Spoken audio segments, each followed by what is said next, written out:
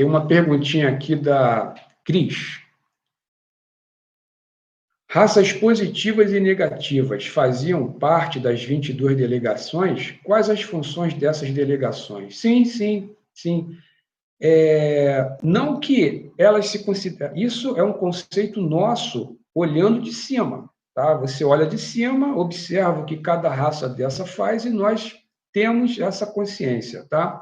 Essas 22 delegações, elas estavam presentes aqui no planeta para fazer experiências, tá? Porque naquela altura, isso foi muito antes do que nós chamamos de dilúvio, tá? Existiam aqui situações em que o planeta ele não era uma prisão, tá? Ele era uma espécie de laboratório, tá? Por ser também um planeta decimal que propiciava fazer experiências com vários ecossistemas, tá? No planeta, coisa que, de acordo com as informações que se tem, isso não é possível na maioria dos planetas que nós temos notícias, inclusive, não só no nosso sistema, mas fora dele também. Tá? Mas por quê? Qual era o objetivo dessas experiências? Essas 22 delegações, elas foram derivadas, tá, do pós-guerra de Orion. Muitas delas, dessas 22, faziam parte de uma estrutura militar chamada Aliança Galáctica. Tá? E com a finalização da guerra, tá, elas tiveram uma certa obrigação de reconstruir os planetas e sistemas solares ou estelares que foram destruídos, tá, por vários mecanismos durante a guerra. Tá?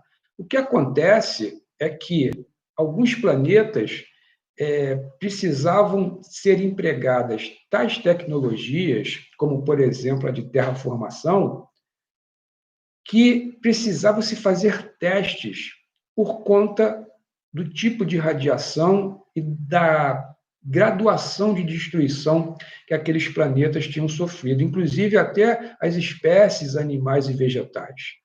Então, as delegações que possuíam uma tecnologia avançada, tá, eles chegavam a fazer uma certa viagem no tempo para onde, naquele período, aquele planeta, no caso, não havia sido destruído e fazia a abdução daquela civilização ou de algumas pessoas, de algumas amostras, né, digamos assim, daquela civilização ou de animais ou do reino vegetal que ali existiam antes da destruição, para depois fazer uma clonagem, faziam testes, no caso aqui no planeta Terra, para depois, através da tecnologia, replantar todo esse ecossistema novamente naqueles planetas que foram destruídos. Então, a principal missão, ou deveria ser, né, a parte oficial, era essa. Porém, a gente sabe que acabou não ocorrendo isso, houve o contrabando de muito genoma, os genomas passaram a ser, para essas civilizações, como é o tráfico de drogas e de armas aqui para nós, tá? E isso era grande poder de barganha, tá ok? Bom, Cris, espero ter respondido aí a sua pergunta, tá? Deixa eu ver aqui se tem mais alguma.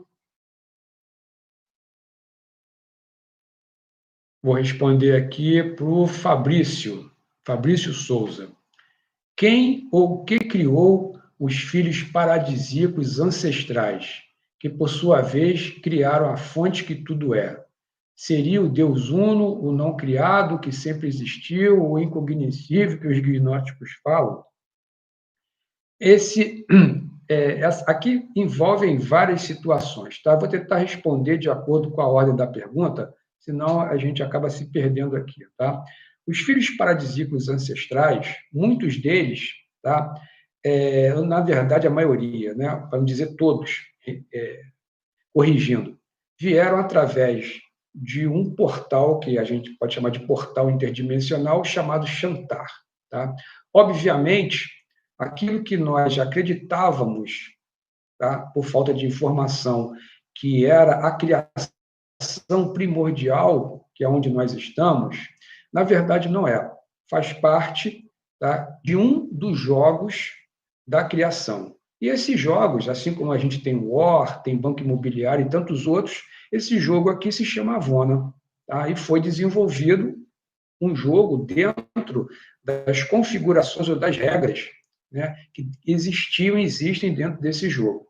É lógico que esse portal Chantar dá acesso, tá, a outros pontos, lugares, né, na criação, não vou nem chamar no universo, acho que falta até uma denominação para esse ponto, né, aí de algo que a gente não sabe o que é, de onde vieram muitos desses filhos paradisíacos ancestrais.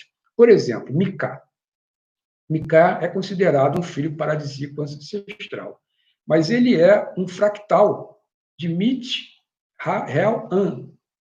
Tá? Então, eu já fiquei sabendo que esse Mit ainda é um fractal superior de Micá, quer dizer, ele é derivado de algum ser, só que nós não temos informação ainda a respeito disso. Aliás, eu acho que isso essa curiosidade, por enquanto, deveria morrer aqui, porque a gente mal entende aonde nós estamos e seria contraproducente nesse exato momento a gente se preocupar com algo que está fora aqui do nosso alcance de entendimento. Já o daqui já é, imagino de lá, né? Porque perante as anomalias pelo qual o planeta passa no momento, essas anomalias vão aumentar por conta da transição planetária. Eu acho que nós temos que nos focar em informações que sejam verdadeiramente úteis para que nós consigamos ter um pouco de lucidez no momento do desencarne, no momento do arrebatamento, seja lá de que forma, né, vão arrumar para separar o que deram o nome de joio de trigo. Então, Fabrício, e também tem o seguinte, os filhos paradisíacos ancestrais, eles não criaram a fonte que tudo é. A fonte que tudo é, ela foi algo que foi engendrado por uma outra ordem administrativa, tá? Que foi todo um conjunto de situações que vieram para cá, para Avona, junto com a Voronandek, com a Goronandek, tá? A fonte que tudo é, ela não foi algo que foi projetado, ela é algo que já existe e ela só foi utilizada principalmente pela ordem Voronandek para, digamos assim, sintetizar todas as informações e o desenvolvimento, tá, do que nós entendemos como criação através das informações que iam chegando das mônadas, dos fractais, das supramônadas, de todo o contexto que vinha experienciando o que nós demos o nome de multiverso. Então, Fabrício, o que acontece? Né? Você fez perguntas aí complexas, tá? Que para quem, para responder tudo isso, eu teria que fazer uma outra live para deixar tudo explicadinho. Lá no canal existem playlists, A Origem de Tudo, As Almas de Nébadon, cara, que explica tantinho por tantinho. Só a playlist da Origem de Tudo são 15 vídeos. Ali te mostra o que é a fonte primordial, o que é uma estrutura de supramônada, de mônada, o que nós denominamos eu sou, como tudo isso funciona. Porque, senão, era como se nós estivéssemos agora ingressando no ginásio e viesse alguém com cálculo diferencial e integral para a gente resolver. A gente mal resolveria uma equação, quanto mais um cálculo de nível superior. Então, algumas perguntas acabam se colocando dentro dessa questão. Elas ficam difíceis de responder porque precisa-se de conhecimentos precedentes, tá ok? Mas eu espero que pelo menos tenha te dado aí um pouquinho de luz na sua pergunta.